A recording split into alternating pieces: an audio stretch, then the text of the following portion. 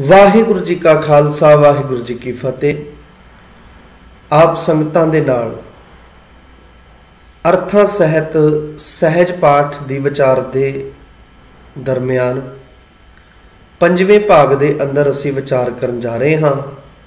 अज दा साडा विशा है अकाल मूरत। मूल मंत्र दे अंदर निरभौ निर्वैर तो उपरंत अकाल मूरत शब्द आउंदा है। ते आओ जी देखते हाँ अकाल मूरत की वरतों गुरु साहब जी ने किवें कीती है ते इस दे अर्थ भाव की हैं। संगत जी जिवें आप जी नाल पहला विचार कर चुके हाँ कि दो अखर अते जिस तरह कि ऐड़ा अखर अते निर शब्द ये दोहें अगेतर लग के उन्हां शब्दां दे अर्थां नूं उल्टा कर दिंदे ने। जिवें अकाल, काल का अर्थ है मौत समा, अकाल जिसनों मौत नहीं आ सकती। गुरबाणी विच अनाथ शब्द भी वरत्या गया। नाथ का अर्थ हुंदा सहारा, जिसनों कोई सहारा देण वाला होवे। अनाथ जिसनों कोई सहारा देण वाला ना होवे, सहारे तो बिना होवे ते उन्होंने कहा जाता है अनाथ। इसे तरह ही अगम शब्द, गम का अर्थ है जिथे पहुंचया जा सके, अगम जिथे पहुंचया नहीं जा सकता। गुरु साहिब जी ने अकाल शब्द वरत्या उस शख्सियत वास्ते जिहड़ी सब विच एक रस व्यापक है, जिसनों गुरु साहिब जी ने पहला एक ओंकार कह के संबोधन किया कि सब विच रमिया होया, सब विच एक रस व्यापक। फिर उसके गुण दसे, उसका नाम हमेशा अटल रहने वाला है सतनाम। फिर उस सब कुछ बनाने वाला है करता। फिर बना के सब विच समाया होया है पुरख। फिर वो फियरलैस है, निर्भौ, डर तो रहत है, कोई डर नहीं अकाल पुरख जी नूं। निर्वैर है, वो किसी नाल वैर नहीं करते, उन्हां दा किसी नाल वैर नहीं। ते इसे तरह ही हुण जी अगला गुण है अकाल पुरख जी दा अकाल, जिस दे उत्ते समय दा कोई प्रभाव ना पैंदा होवे, जिसनूं मौत ना आ सकती होवे। हुण आप जी देखना, काल दा अर्थ है समा, अकाल दा अर्थ है समय तो रहत। हुण मैं इत्थे एक रुक के छोटी जी आप नूं बेनती करांगा। जदों भी कोई चढ़ाई कर जांदा है, चलाना कर जांदा है, ते असीं अंतम अरदास दे विच शामिल हुंदे आ ते भाई साहब जी अरदास कर रहे हुंदे आ। अरदास विच शब्दावली वरती जांदी है नाम लैके कि अकाल चलाना कर गए। नाम वरत्या जांदा है, फिर कहा जांदा है अकाल चलाना कर गए हन। संगत जी इंज नहीं लगता कि असी अर्थां दे शब्दां दा जिहड़ा मीनिंग है, अर्थ है, वो बिल्कुल ही बदल के रख दिता। गुरु साहिब जी ने तां इहो जी हस्ती वास्ते, परसनैलिटी वास्ते, शख्सियत वास्ते अकाल शब्द वरत्या जो ना जमदा है ना मरदा है, जिस ते ना बुढ़ेपा आएगा ना जवानी आएगी, जो हमेशा कायम रहने वाला है, जिसनों कहा जाता है आद सच, जुगाद सच, है भी सच, नानक होसी भी सच। इहो जे गुणा वाले मालक वास्ते गुरु साहब जी ने इन शब्दों की वरतों की। अकाल कह के संबोधन किया, अकाल मूरत, जिसका अर्थ है मौत तो रहत, समय के प्रभाव तो रहत। हर एक चीज समय के अधीन है, पर एक अकाल पुरख जी ते समय का कोई प्रभाव नहीं। ना उन्होंने बुढ़ेपा आएगा, ना उन्होंने बचपन सी, ना जवानी है, वो हमेशा कायम रहने वाले ने। इस गुण करके किया गया अकाल। पर असी कहने आ जी अकाल चलाना कर गए, नाम लैके क्या जाता है अकाल चलाना कर गए। किवें अर्थ बिल्कुल बदल दिते, चेंज कर दिते। भाव हुण इत्थे अर्थ पता की निकलते हैं साडे मुताबिक, बई वो मर गया जिसनों मौत नहीं आ सकती। नाम ही लै रहा सी, फिर कह रहे जी अकाल चलाना कर गए, भाव के वो चलाना कर गया जिसनों मौत नहीं आ सकती। वो चलाना कर गया जिहड़ा मर ही नहीं सकता। ते जे असी संगत जी जिहड़ा दुनिया तो जा चुकिया है, उस दे नाम दे नाल अकाल चलाना शब्द वरतांगे तां इत्थे बिल्कुल ही गुरबाणी दे अर्थां दा बिल्कुल ही निरादर है, बिल्कुल ही असी अर्थ भी उल्टे कर दिते। इस करके मैं संगत नूं बेनती करांगा, जिन्हां तक ये मैसेज पहुंच रहा है, आप जी कृपा करके इस शब्द की वरतों अरदास विच करवाउणी बंद करवावो। ये दास दी हथ जोड़ के बेनती है। ਤੇ ਜਿਹੜੇ ਵੀਰ ਪ੍ਰਚਾਰਕ ਵੀਰ ਜਾਂ ਕਥਾਵਾਚਕ ਵੀਰ ਇਹ ਵਿਚਾਰ ਨੂੰ ਸੁਣ ਰਹੇ ਹੋਣ ਉਹਨਾਂ ਨੂੰ ਵੀ ਬੇਨਤੀ ਹੈ, ਗ੍ਰੰਥੀ ਵੀਰ ਬੜੇ ਸਤਿਕਾਰਯੋਗ ਵੀਰ ਬੜੀ ਚੜ੍ਹਦੀ ਕਲਾ ਵਾਲੇ ਸਿੰਘ ਹਨ, ਸਾਰਿਆਂ ਨੂੰ ਮੈਂ ਹੱਥ ਜੋੜ ਕੇ ਨਿਮਰਤਾ ਸਹਿਤ ਬੇਨਤੀ ਕਰਦਾ ਹਾਂ ਕਿ ਸੰਗਤ ਜੀ ਅਸੀਂ ਜਦੋਂ ਵੀ ਮ੍ਰਿਤਕ ਸੰਬੰਧੀ ਅਰਦਾਸ ਕਰਨੀ ਹੋਵੇ ਤੇ ਉੱਥੇ ਕਿਸੇ ਦਾ ਨਾਮ ਲੈ ਕੇ ਤੇ ਨਾਲ ਅਕਾਲ ਚਲਾਣਾ ਸ਼ਬਦ ਨਾ ਵਰਤੀਏ। ਉੱਥੇ ਕਿਹਾ ਜਾ ਸਕਦਾ ਹੈ ਕੱਲਾ ਚਲਾਣਾ ਸ਼ਬਦ ਵਰਤਿਆ ਜਾ ਸਕਦਾ ਹੈ, ਪਰ ਅਕਾਲ ਚਲਾਣਾ ਬਿਲਕੁਲ ਵੀ ਨਹੀਂ ਵਰਤਿਆ ਜਾ ਸਕਦਾ, ਕਿਉਂਕਿ ਇੱਥੇ ਮਾਇਨੇ ਅਰਥ ਹੀ ਬਦਲ ਦਿੱਤੇ ਸਾਰੇ ਕਿ ਉਹ ਮਰ ਗਿਆ ਜਿਸ ਨੂੰ ਮੌਤ ਨਹੀਂ ਆ ਸਕਦੀ। ਤੇ ਅਕਾਲ ਸ਼ਬਦ ਕੇਵਲ ਤੇ ਕੇਵਲ ਅਕਾਲ ਪੁਰਖ ਦੇ ਨਾਲ ਲੱਗ ਸਕਦਾ ਹੈ। ਅਕਾਲ ਪੁਰਖ ਜੀ ਨੂੰ ਤਾਂ ਹੀ ਤੇ ਕਹਿੰਦੇ ਆ ਅਕਾਲ ਪੁਰਖ। ਕਿਉਂ ਕਿਹਾ ਅਕਾਲ ਪੁਰਖ? ਉਹ ਹਸਤੀ ਜੋ ਮਰਦੀ ਹੀ ਨਹੀਂ। ਤੇ ਅਸੀਂ ਕਹਿ ਰਹੇ ਹੁੰਦੇ ਆ ਜੀ ਅਕਾਲ ਚਲਾਣਾ ਕਰਕੇ ਭਾਵ ਉਹ ਮਰ ਗਿਆ ਜਿਸ ਨੂੰ ਮੌਤ ਨਹੀਂ ਆ ਸਕਦੀ। ਇੱਕ ਪਾਸੇ ਅਕਾਲ ਕਹਿ ਰਹੇ ਆ, ਦੂਜੇ ਪਾਸੇ ਮਾਰ ਵੀ ਰਹੇ ਆ ਉਸ ਨੂੰ। ਇੱਥੇ ਫਿਰ ਅਰਥ ਹੀ ਸਾਰੇ ਦੇ ਸਾਰੇ ਅਰਥ ਹੀ ਗਲਤ ਹੋ ਗਏ। ਇਸ ਕਰਕੇ ਸੰਗਤ ਜੀ ਅਕਾਲ ਚਲਾਣਾ ਸ਼ਬਦ ਅਸੀਂ ਅਰਦਾਸ ਵਿੱਚ ਨਾ ਵਰਤੀਏ। ਚਲਾਣਾ ਸ਼ਬਦ ਵਰਤ ਸਕਦੇ ਆ, ਹੋਰ ਸ਼ਬਦਾਵਲੀ ਵਰਤ ਸਕਦੇ ਆ, ਪਰ ਅਕਾਲ ਚਲਾਣਾ ਸ਼ਬਦਾਵਲੀ ਨਹੀਂ ਵਰਤ ਸਕਦੇ। ਇਹ ਦਾਸ ਵੱਲੋਂ ਆਪ ਸੰਗਤਾਂ ਨੂੰ ਬੇਨਤੀ ਹੈ।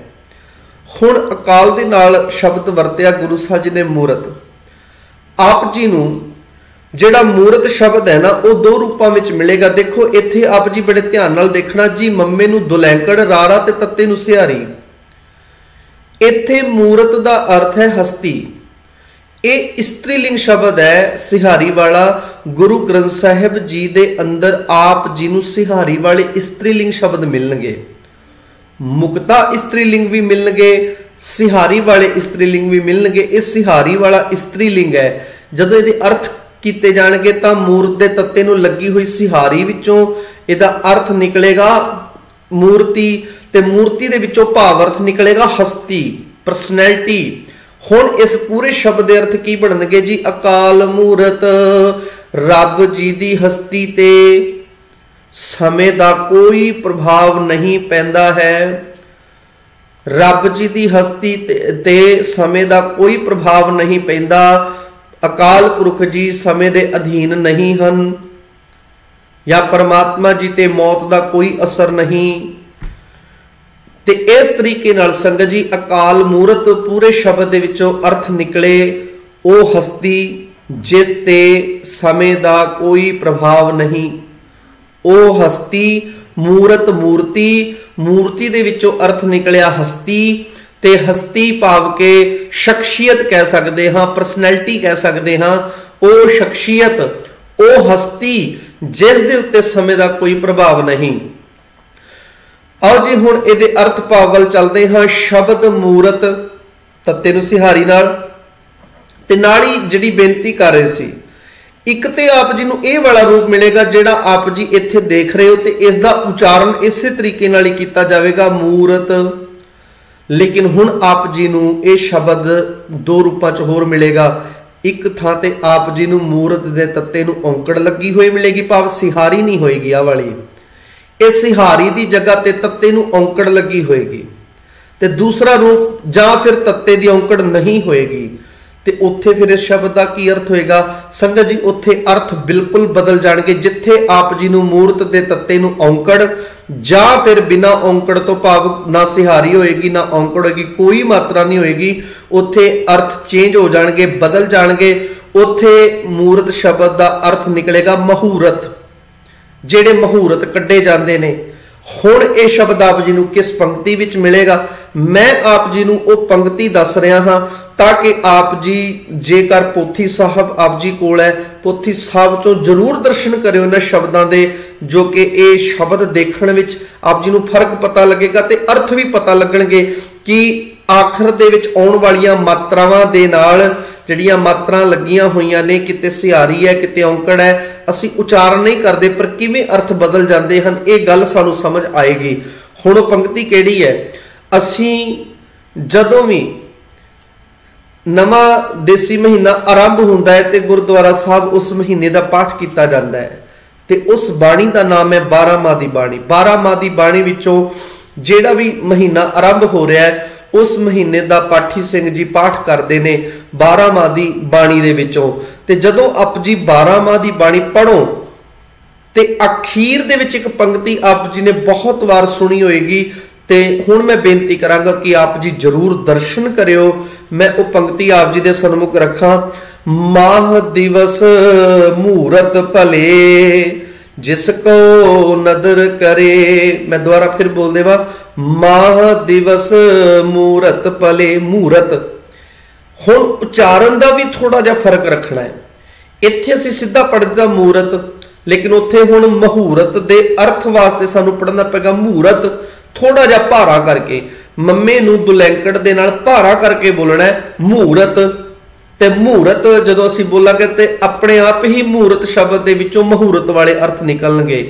ਹੁਣ ਆਪ ਜੀ ਨੂੰ ਜਦੋਂ ਆਪ ਜੀ ਇਸ ਪੰਕਤੀ ਨੂੰ ਦੇਖੋਗੇ, ਮਾਹ ਦਿਵਸ ਮਹੂਰਤ ਭਲੇ, ਤੱਤੇ ਨੂੰ ਔਂਕੜ ਨਹੀਂ ਲੱਗੀ ਹੋਈ, ਜਿਸ ਦਾ ਅਰਥ ਇੱਥੇ ਮੂਰਤ ਦਾ ਅਰਥ ਹਸਤੀ ਨਹੀਂ ਹੈ, ਇੱਥੇ ਮੂਰਤ ਦਾ ਅਰਥ ਪਰਸਨੈਲਿਟੀ ਨਹੀਂ ਹੈ, ਇੱਥੇ ਆਹ ਵਾਲੇ ਮੂਰਤ ਦੇ ਅਰਥ ਨਹੀਂ ਹੈ। ਜਿਹੜੀ ਪੰਕਤੀ ਮੈਂ ਆਪ ਜੀ ਨੂੰ ਦੱਸ ਰਿਹਾ ਹਾਂ ਉਸ ਪੰਕਤੀ ਵਿੱਚ ਮੂਰਤ ਦੇ ਤੱਤੇ ਨੂੰ ਔਂਕੜ ਨਹੀਂ ਹੈ, ਜਿਸ ਵਿੱਚੋਂ ਅਰਥ ਨਿਕਲ ਰਹੇ ਹਨ ਮਹੂਰਤ।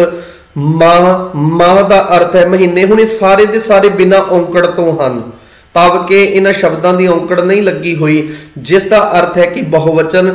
ਗੁਰੂ ਗ੍ਰੰਥ ਸਾਹਿਬ ਵਿੱਚ ਜਦੋਂ ਆਪ ਜੀ ਨੂੰ ਬਹੁਵਚਨ ਸ਼ਬਦ ਮਿਲਣਗੇ ਤਾਂ ਬਿਨਾਂ ਔਂਕੜ ਤੋਂ ਮਿਲਣਗੇ।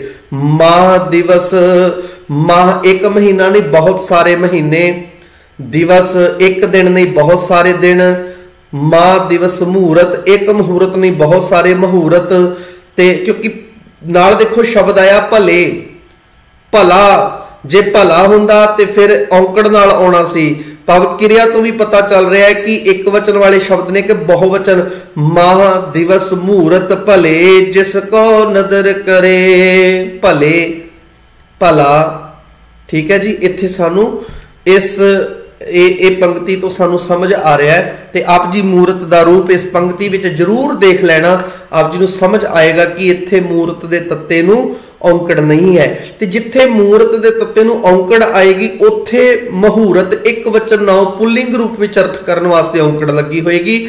ਜਿਵੇਂ ਆਪ ਜੀ ਨੂੰ ਪਿੱਛੇ ਸਤਨਾਮ ਦੇ ਮੰਮੇ ਨੂੰ ਔਂਕੜ ਲੱਗੀ ਹੋਈ ਮਿਲੀ ਸੀ, ਜਿਸ ਤਰ੍ਹਾਂ ਆਪ ਜੀ ਨੂੰ ਪਿੱਛੇ ਜਿਹੜਾ ਨਿਰਵੈਰ ਸ਼ਬਦ ਹੈ, ਨਿਰਵੈਰ ਦੇ ਰਾਰੇ ਨੂੰ ਔਂਕੜ ਲੱਗੀ ਹੋਈ ਮਿਲੀ ਸੀ, ਕਿਉਂਕਿ ਉਹ ਸ਼ਬਦ ਨਾਉ ਪੁੱਲਿੰਗ ਇੱਕ ਵਚਨ ਹਨ।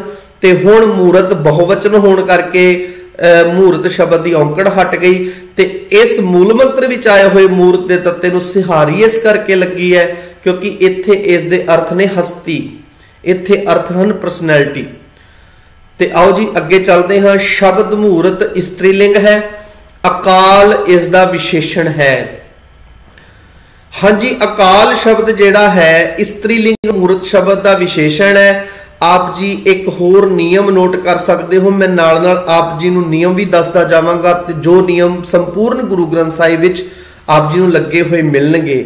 ਮੰਨ ਲਓ ਗੁਰੂ ਗ੍ਰੰਥ ਸਾਹਿਬ ਜੀ ਦੇ ਅੰਦਰ ਆਪ ਜੀ ਨੂੰ ਜਿਹੜੇ ਵਿਸ਼ੇਸ਼ਣ ਵਾਲੇ ਸ਼ਬਦ ਮਿਲਣਗੇ, ਵਿਸ਼ੇਸ਼ਣ ਉਹਨਾਂ ਸ਼ਬਦਾਂ ਨੂੰ ਕਿਹਾ ਜਾਂਦਾ ਹੈ ਜਿਹੜੇ ਨਾਉ ਤੇ ਇਸਤਰੀਲਿੰਗ ਜਾਂ ਜਿਹੜਾ ਵੀ ਸ਼ਬਦ ਹੋਵੇ, ਉਹ ਭਾਵੇਂ ਨਾਉ ਹੋਵੇ ਭਾਵੇਂ ਇਸਤਰੀਲਿੰਗ ਹੋਵੇ, ਤੇ ਉਹਨਾਂ ਸ਼ਬਦਾਂ ਦੀ ਵਿਸ਼ੇਸ਼ਤਾ ਵਾਸਤੇ ਨਾਲ ਲਗਾਏ ਜਾਂਦੇ ਨੇ, ਉਹਨਾਂ ਦੀ ਕੋਈ ਖਾਸੀਅਤ ਵਿਸ਼ੇਸ਼ਤਾ ਦੱਸਦੇ ਨੇ, ਉਹਨਾਂ ਸ਼ਬਦਾਂ ਨੂੰ ਵਿਸ਼ੇਸ਼ਣ ਕਿਹਾ ਜਾਂਦਾ ਹੈ। ਹੁਣ ਇਹ ਜਿਹੜਾ ਅਕਾਲ ਸ਼ਬਦ ਹੈ, ਤੇ ਹੁਣ ਇੱਥੇ ਇੱਕ ਨਿਯਮ ਨੋਟ ਕਰ ਲੈਣਾ ਗੁਰੂ ਗ੍ਰੰਥ ਸਾਹਿਬ ਜੀ ਦੇ ਅੰਦਰ, ਜਦੋਂ ਵੀ ਆਪ ਜੀ ਨੂੰ ਵਿਸ਼ੇਸ਼ਣ ਮਿਲਣਗੇ, ਮੂਰਤ ਜਿਹੜਾ ਹੈ ਸ਼ਬਦ ਇਸ ਹਸਤੀ, ਇਸ ਵਿੱਚੋਂ ਜਿਹੜਾ ਮੂਰਤੀ ਵਾਲਾ ਅਰਥ ਨਿਕਲ ਰਿਹਾ ਹੈ, ਅਕਾਲ ਸ਼ਬਦ ਹੁਣ ਇਸ ਦਾ ਜਿਹੜਾ ਆਪਾਂ ਕਹਿ ਲਈਏ ਕਿ ਵਿਸ਼ੇਸ਼ਣ ਹੈ। ਮੂਰਤ ਸ਼ਬਦ ਦਾ ਅਕਾਲ ਸ਼ਬਦ ਵਿਸ਼ੇਸ਼ਣ ਹੈ। ਹੁਣ ਜਿਹੜਾ ਵਿਸ਼ੇਸ਼ਣ ਹੋਏਗਾ ਉਹ ਆਪਣਾ ਰੂਪ ਪੁੱਲਿੰਗ ਵਾਲਾ ਸ਼ਬਦ ਹੈ ਤੇ ਉਹਦੇ ਮੁਤਾਬਕ ਚੇਂਜ ਕਰ ਲਏਗਾ, ਇਸਤਰੀਲਿੰਗ ਵਾਲਾ ਸ਼ਬਦ ਹੈ ਤੇ ਉਹਦੇ ਮੁਤਾਬਕ ਚੇਂਜ ਕਰ ਲਏਗਾ। ਮੰਨ ਲਓ ਜੇ ਉਹ ਸ਼ਬਦ ਇਸਤਰੀਲਿੰਗ ਰੂਪ ਵਿੱਚ ਹੈ ਤੇ ਫਿਰ ਆਪਣੀ ਔਂਕੜ ਹਟਾ ਦੇਗਾ, ਜੇ ਪੁੱਲਿੰਗ ਰੂਪ ਵਿੱਚ ਹੈ ਤੇ ਫਿਰ ਆਪਣੀ ਔਂਕੜ ਨਾਲ ਲੈ ਕੇ ਆਏਗਾ। ਭਾਵ ਕਿ ਵਿਸ਼ੇਸ਼ਣ ਦਾ ਆਪਣਾ ਕੋਈ ਰੂਪ ਨਹੀਂ ਹੁੰਦਾ, ਵਿਸ਼ੇਸ਼ਣ ਆਪਣਾ ਰੂਪ ਪੁੱਲਿੰਗ ਸ਼ਬਦ ਜਾਂ ਫਿਰ ਇਸਤਰੀਲਿੰਗ ਸ਼ਬਦ ਦੇ ਮੁਤਾਬਕ ਆਪਣਾ ਰੂਪ ਬਦਲ ਲੈਂਦਾ ਹੈ, ਚੇਂਜ ਕਰ ਲੈਂਦਾ ਹੈ। ਵਿਸ਼ੇਸ਼ਣ ਦਾ ਆਪਣਾ ਕੋਈ ਨਿਯਮ ਨਹੀਂ, ਜਿਹੜੇ ਨਿਯਮ ਹਨ ਉਹ 9 ਪੁੱਲਿੰਗ ਇੱਕ ਵਚਨ ਸ਼ਬਦਾਂ ਦੇ ਹਨ, पर जेड़ा विशेषण नाल आएगा वो अपना स्वरूप अपना रूप मन लो। हुण मैं इत्थे उदाहरण देवां कि जे यही शब्द जेड़ा है मूर्त तत्ते नूं औंकड़ नाल हुंदा ते जिवें आपां गल कीती कि मूर्त दे तत्ते नूं लगी हुई औंकड़ ते ये शब्द फिर की सी जी नाउं पुलिंग एक वचन। मूरत नाउं पुलिंग एक वचन बन जांदा, फिर अकाल दे लल्ले नूं की आ जानी सी जी औंकड़ आ जानी सी, क्योंकि फिर ये नाउं पुलिंग एक वचन का विशेषण बन के आया अकाल। हुण ये स्त्रीलिंग का विशेषण है ते इस करके जिवें असीं नियम अगे पढ़ांगे कि स्त्रीलिंग शब्दां दी औंकड़ हट जांदी है ते आप जी देखो जी अकाल दे लल्ले दी औंकड़ हटी हुई है, क्योंकि स्त्रीलिंग मूरत शब्द का विशेषण है। ते इस करके यह भी स्त्रीलिंग रूप विच लिखिया गया है। जे शब्द अकाल इकल्ला ही पुरख निरभव निर्वैर वांग एक ओंकार दा गुणवाचक हुंदा, जे जिस तरह आप जी पुरख शब्द दे खखे नूं औंकड़ लगी हुई देख रहे हो, ये नाउं पुलिंग एक वचन अकाल पुरख जी का गुणवाचक विशेषण है। पर जे ये हुण इसे तरीके नाल ही इन्हां शब्दां दे वांग उस परमात्मा दे लई अकाल शब्द भाव के जिहड़ा उस दा रूप हुंदा अकाल दा रूप हुंदा ते क्योंकि ये हुण मूरत दा विशेषण बन के आया है, मूरत शब्द का विशेषण बन के आया इत्थे।